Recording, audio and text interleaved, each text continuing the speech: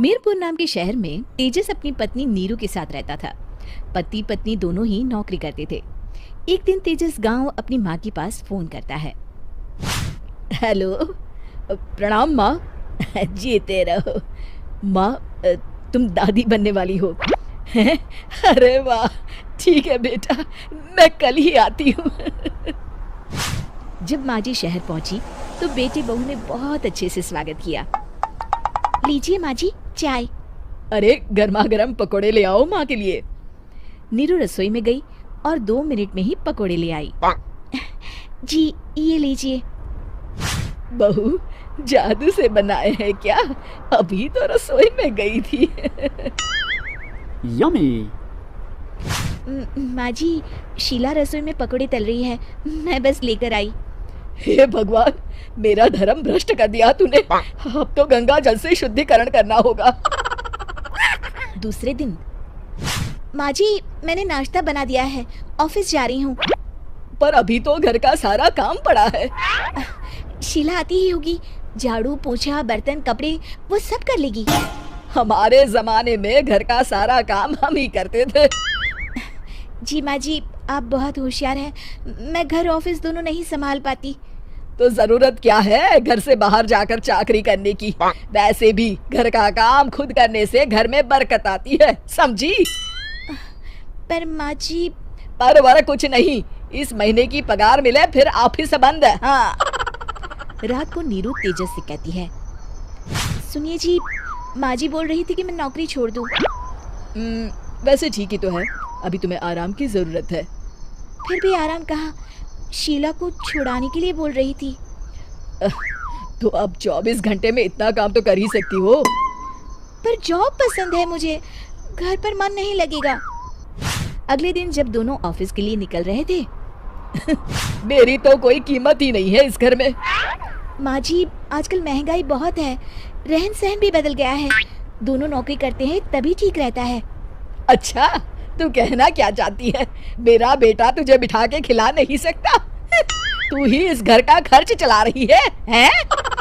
नहीं माँ जी, मेरा वो मतलब नहीं था। मतलब खूब समझती हूँ, ये बाल धूप में सफेद नहीं किए मैंने। हाँ। अब तो ये रोज का काम हो गया था। तेजस भी रोज की झिकझिक से परेशान हो गया था। एक दिन उसने कहा, नीरू वैसे भी तुम्हें मैटरनिटी लीव मिलने वाली है, तो अभी से ही छुट्टी ले लो। पर क्या, मेरी सैलरी अच्छी खासी है। आखिर नीरू ने रिजाइन कर दिया। जब बच्चा हुआ तो घर में सब बहुत खुश हुए। कुछ दिनों बाद तेजस फाइल देख रहा था। क्या हुआ तेजस, कुछ परेशान लग रहे हो? हाँ, वो हमारी जितनी सेविंग्स थी वो तो हॉस्पिटल में और छठी के फंक्शन में खत्म हो गई है नीरू। और अभी वैसे मंदी चल रही है तो मैं बोल रही थी कल मुन्ना को हेपेटाइटिस का टीका लगवाना है। नीरू, क्या पोस्टपोन नहीं कर सकते? नहीं जी, बिल्कुल नहीं। अब तेजस को समझ में आ रहा था कि उससे गलती हुई है। पैसों की कमी का असर घर के माहौल पर भी पड़ रहा था। अगले दिन, बेटा मेरा चश्मा और ये दवाइयाँ ले आना, पर्चा देते हुए माँ जी ने कहा। जी। तेजस, मुन्ना के लिए दूध का डिब्बा और डायपर भी ले आना, और ये किराने के सामान की लिस्ट है, इसे भी लाना है। तेजस गुस्से में लिस्ट मरोड़ कर फेंकता है और चिल्लाता है, पैसे क्या पेड़ पर उगते हैं? ये ले आना, वो ले आना। अरे पर ये जरूरत का सामान ही है। वो गुस्से में बिना कुछ कहे ऑफिस चला गया। अरे अरे लंच तो ले जाइए। नीरू दौड़कर डिब्बा पकड़ाती है। एक दिन खाना खाने के बाद, नीरू, अब तो मुन्ना कुछ बड़ा हो गया, तो अब तुम वापस ज्वाइन कर लो ना जॉब। पर इस रिसेशन में जॉब मिलना बहुत मुश्किल है। ट्राई तो करो।